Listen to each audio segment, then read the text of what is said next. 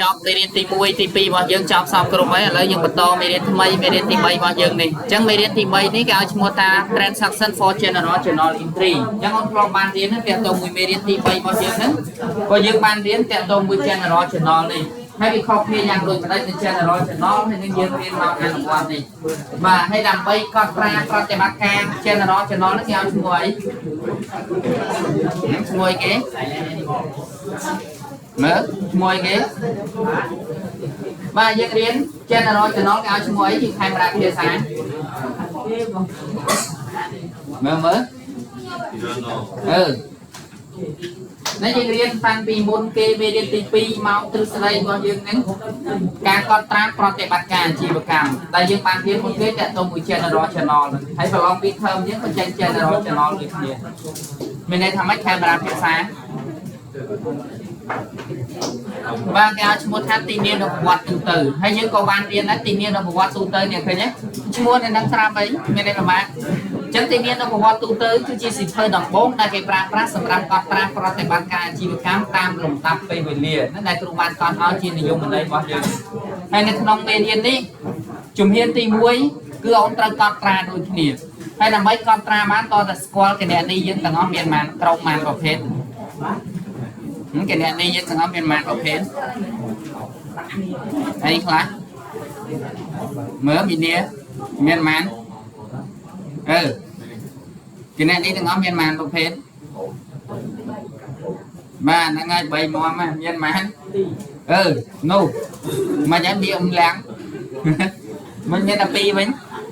យើងរៀនគណនីយើងទាំងអស់មានប៉ុន្មានប្រភេទ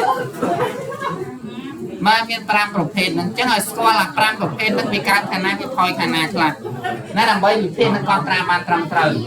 អញ្ចឹងនៅក្នុងមេរៀនរបស់យើងនេះជាមាតិកាមេរៀនគ្រូដៅមានត្រឹមតែ2ចំណុចធំទេចំណុចទី1តើតើមួយទីមានប្រវត្តិទូទៅហ្នឹងបាទចំណុចទី2តើតើមួយ report ក្រោយពីយើងបានវិភាគនឹងកត់ត្រាចប់គឺកម្មវិធីនឹងធ្វើការរៀបចំនៅរបាយការណ៍ឲ្យយើងដោយស្វ័យប្រវត្តិហើយដើម្បីកត់ត្រាត្រួតពិនិត្យយើងទៅចូលមើលតាមចំណុចទី1បាទទី1គឺ journal ក្រោយពីអូនកត់ make general journal entry របស់យើងចាប់សពគ្រប់ general journal នេះគឺវានឹងរៀបចំជា journal ឲ្យយើងដោយស្វ័យប្រវត្តិទី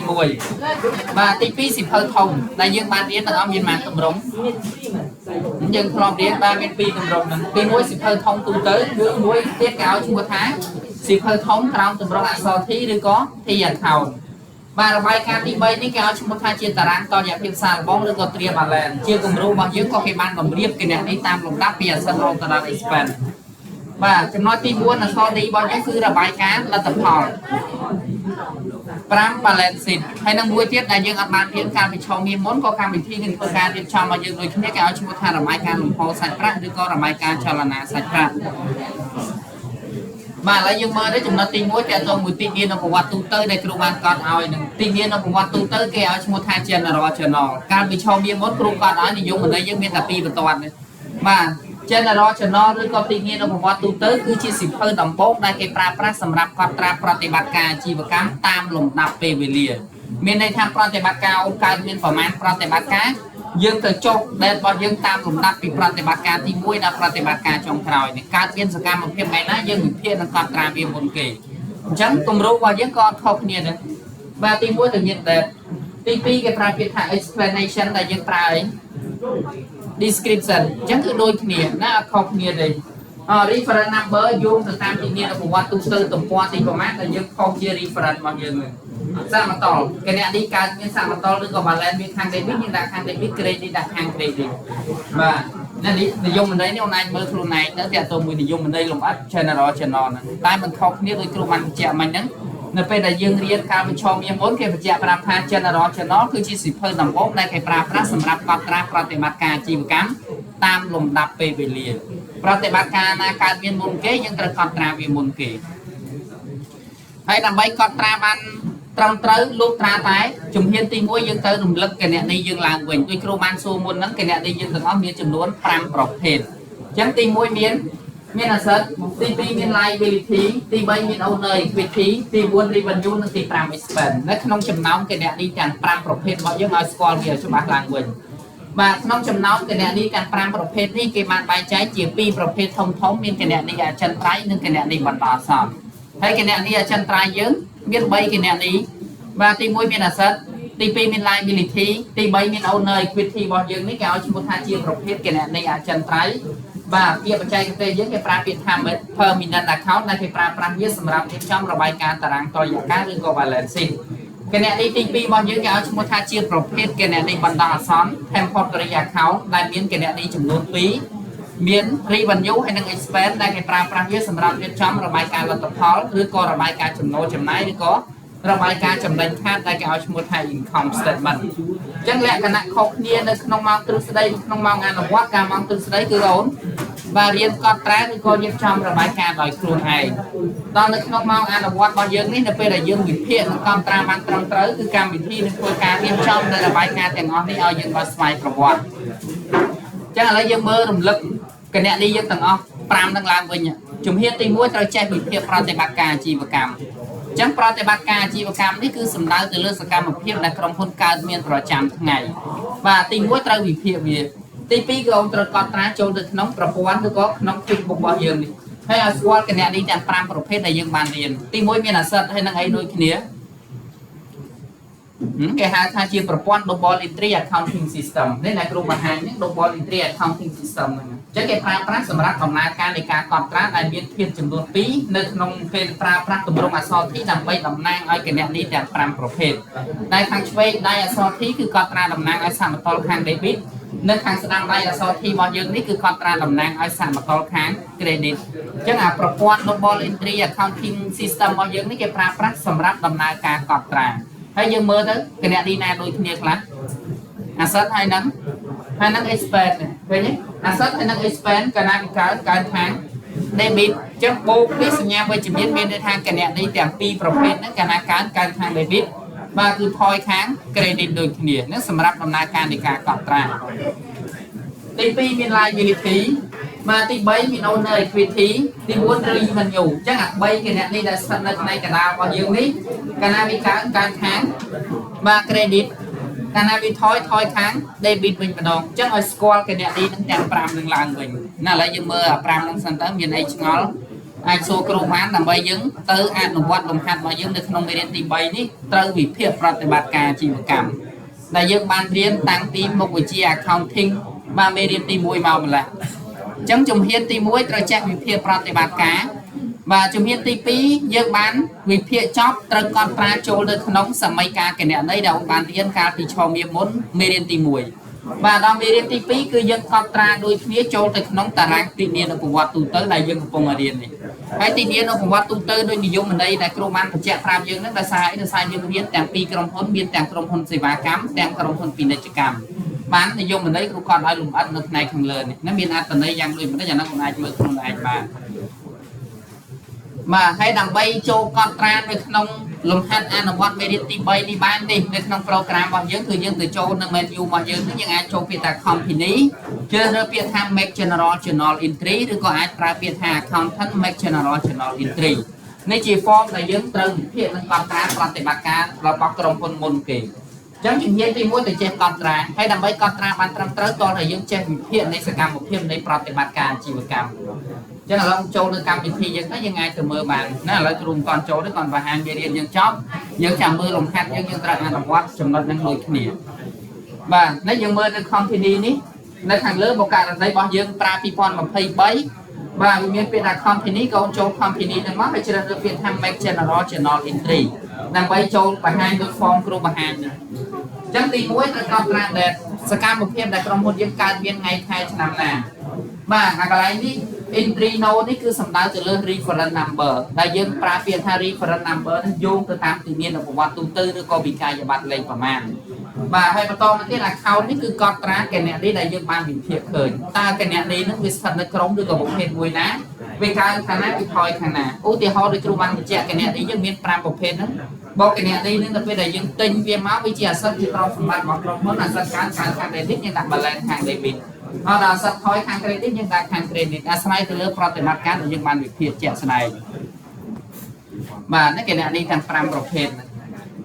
ក្រោយពីយើងបានកត់ត្រាចូលនៅក្នុង make general journal entry យើងចប់សពគ្រប់ គឺយើងទៅមើល report ជារបាយការណ៍អញ្ចឹងរបាយការណ៍ទី1ដែលវារៀបចំឲ្យយើងនៅក្នុងគំរូរបស់យើងនេះកាលណាអង្គគាត់បានត្រឹមត្រូវគឺកម្មវិធីនឹងធ្វើការរៀបចំនៅរបាយការណ៍ឲ្យយើងដោយស្វ័យប្រវត្តិនៅពេលដែលយើងកត់ត្រាបានត្រឹមត្រូវបានទិន្នន័យរបស់យើងត្រឹមត្រូវទី2វាតកតងមួយមេរៀនទី1ទី2ដែលយើងបានរៀនដូចគ្នាកាលណាអង្គបង្កើតប្លង់គណនេយ្យខុសយើងជ្រើសរើសខាយខុសគឺកម្មវិធីក៏រៀបចំរបាយការណ៍ឲ្យយើងខុសដោយស្វ័យប្រវត្តិដូចគ្នាចឹងសំខាន់ជាងគេពីប្លង់គណនេយ្យមកនៅពេលដែលយើងបង្កើតប្លង់គណនេយ្យបាទគឺយើងជ្រើសរើសមុនគេគឺខាយរបស់វាជាប្រភេទអីសំខាន់ជាងគេខាយកាលណាយើងអត់បានដូរខាយទៅតាមប្រភេទគណនេយ្យដែលកើតមានជាក់ស្ដែងទេធ្វើឲ្យប្លង់គណនេយ្យរបស់យើងគឺខុសចឹងដើម្បីចូលទៅមើលរបាយការណ៍ទាំងអស់នេះបានទី1យើងចូលនៅក្នុង journal នេះយើងចូលពាក្យថា report នៅក្នុង program របស់យើងនៅ menu ផ្នែកខាងលើហ្នឹងបាទទី2យើងជ្រើសរើសពាក្យថា accountant and tax អញ្ចឹងចូលមើលនៅក្នុង program យើងតែបដាក៏បានឬមួយក៏យើងចាំមើលលំហាត់យើងតែម្ដងក៏បាន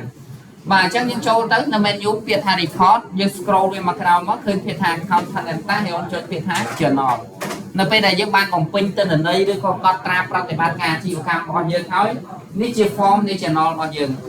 ហើយក៏អត់ខុសពីម៉ោងទ្រឹស្ដីយើងបានរៀនដូចគ្នាដូចគ្រូបានបញ្ជាក់នៅពេលដែលយើងវិភាគប្រតិបត្តិការក្នុងមួយប្រតិបត្តិការបាច់ខាតត្រូវតែកើតមានគណនេយ្យ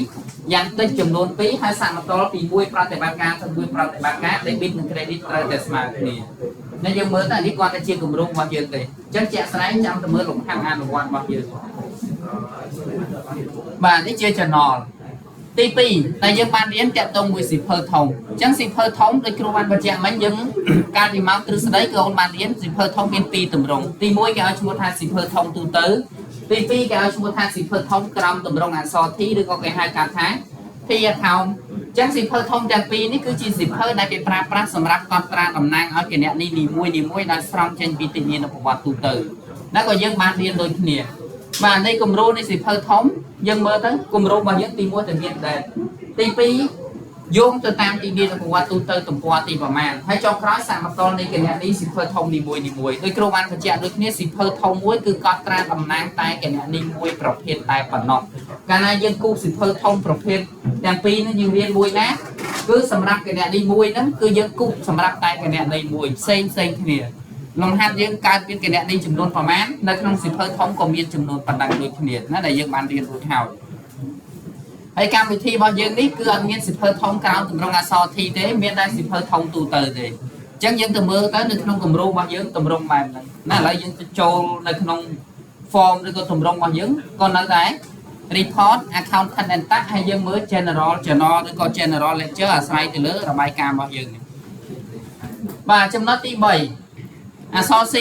របាយការណ៍អញ្ចឹងទី3របស់យើងគេឲ្យឈ្មោះថាតារាងតុល្យភាពសាកល្បងគឺឬក៏ trial balance អញ្ចឹង trial balance ក៏បានរៀនដូចគ្នាគឺសៀវភៅឬក៏បញ្ជីរបស់យើងនេះគេតម្រៀបគណនីទៅតាមក្រុមនៃលំដាប់ប្រភេទពី asset រហូតដល់ expense ជាគម្រោងរបស់យើងគេតម្រៀបពី asset ទៅទី1មុនគេត្រូវតែជា asset ហើយ asset ទី1ដែលយើងរៀបការមុនគេក៏ត្រូវតែជាអី current asset ដូចគ្នាបាទចប់ current asset យើងចូល fixed asset ចប់ផ្នែកទី1 asset បាទទី2 liability ទី3 owner equity ទី4 revenue ទី5 expense ហើយនៅក្នុងគម្រោងនៃម៉ោងអនុវត្តរបស់យើងគឺកម្មវិធីនឹងរៀបចំឲ្យយើងដោយស្វ័យប្រវត្តិហើយដើម្បីកត់ត្រាយើងបានត្រឹមត្រូវយើងឃើញនេះជាគំរូនៃ trial balance វាបង្ហាញពីភាពស្មើគ្នានៃការកត់ត្រានៅពេលដែលយើងរៀបចំបានត្រឹមត្រូវសមតុល្យ debit និង credit ត្រូវតែស្មើគ្នាហ្នឹងគេហៅថា trial balance បាទបន្តមកទៀតតកតងមួយរបាយការណ៍ហិរញ្ញវត្ថុដូចគ្រូបានសួរយើងបញ្ជាក់នៅពេលដែលគេសួររបាយការណ៍ហិរញ្ញវត្ថុមានចំនួន4របាយការណ៍កាលពីចំនួនគ្រូរៀនមាន5របាយការណ៍គាត់ឥឡូវអាទី5ហ្នឹងគេកាត់ចេញបាត់ហើយហើយនៅក្នុងពេលដែលយើងរ៉ាន់ AI ទៅរបាយការណ៍ហិរញ្ញវត្ថុឥឡូវនៅសល់13ប្រយ័ត្នខុសណាទៅដាក់ AI របាយការណ៍ហិរញ្ញវត្ថុមានប្រមាណវាបាត់របាយការណ៍ទី2អញ្ចឹងរបាយការណ៍ហិរញ្ញវត្ថុទី1គឺរបាយការណ៍លទ្ធផលនេះដែលយើងឃើញនេះគេប្រើពាក្យថារបាយការណ៍លទ្ធផលឬក៏របាយការណ៍ចំណូលចំណាយឬក៏របាយការណ៍ចំណេញខាតដែលគេឲ្យឈ្មោះថា income statement ហើយរបាយការណ៍នេះវាបង្ហាញអំពីលទ្ធផលនៃការរកស៊ីរបស់ក្រុមហ៊ុនមួយការិយបរិច្ឆេទតើក្រុមហ៊ុនយើងរកស៊ីចំណេញឬមួយក៏រកស៊ីខាតអញ្ចឹងអាស្រ័យទៅលើរបាយការណ៍មួយនេះហើយនៅក្នុងម៉ោងអនុវត្ត program QuickBooks របស់យើងនេះគឺកម្មវិធីរបស់យើងគេប្រើពាក្យថា profit and loss standard អញ្ចឹងវាស្មើជាមួយនឹង income statement ដែលបានរៀនរបាយការណ៍ទី1នៃរបាយការណ៍ហិរញ្ញវត្ថុអញ្ចឹងគេរៀបចំទៅលើ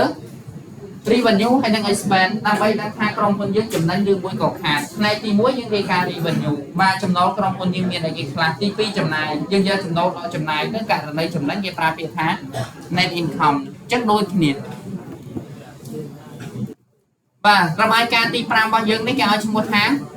តារាងតុល្យការឬក៏ balance sheet ដែលនៅក្នុង program របស់យើងក៏គេប្រើពាក្យថា balance sheet គាត់តែយើងយកអា standard អញ្ចឹង standard ដែលយើងបានរៀនកាលពីម៉ោងទ្រឹស្ដីអ្ហ្មិចគឺដូចគ្នាវាបង្ហាញអំពីគណនីដែលជាសមាសធាតុនៃសមីការគណនីមាន asset មាន liability ហើយនិង owner equity មាន3គណនីនេះអញ្ចឹងវាបង្ហាញពីការកត់ត្រារបស់យើងគណនីរបស់យើងមានអីគេខ្លះអញ្ចឹង balance sheet ក៏យើងបានរៀនរួចហើយបាទហើយយ៉ាងដូចជាអស់ហើយមេរៀនទី3ណែមើលថ្ងៃយើងមើលមេរៀនសិនមានអីឆ្ងល់មេរៀនទី3របស់យើងចំណុចទី1គេឲ្យស្គាល់រំលឹកឡើងវិញតាក់ទងមួយទីមានប្រវត្តិទូទៅក្រោយពីយើងបានវិភាគប្រតិបត្តិការរួចហើយយើងទៅមើល report នៅពេលដែលយើងកត់ត្រាបានត្រឹមត្រូវគឺកម្មវិធីនឹងរៀបចំរបាយការណ៍ទាំងអស់ឲ្យយើងរកស្វែងប្រវត្តិហើយដើម្បីកត់ត្រាឬក៏វិភាគបានត្រឹមត្រូវនេះឲ្យយើងរំលឹកឡើងវិញតាក់ទងមួយគណនីទាំង5ប្រភេទ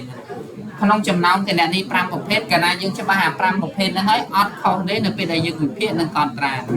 ឡូវមើលឡើងវិញសិនទៅមេរៀនយើងហើយដល់ទៅពេលយើង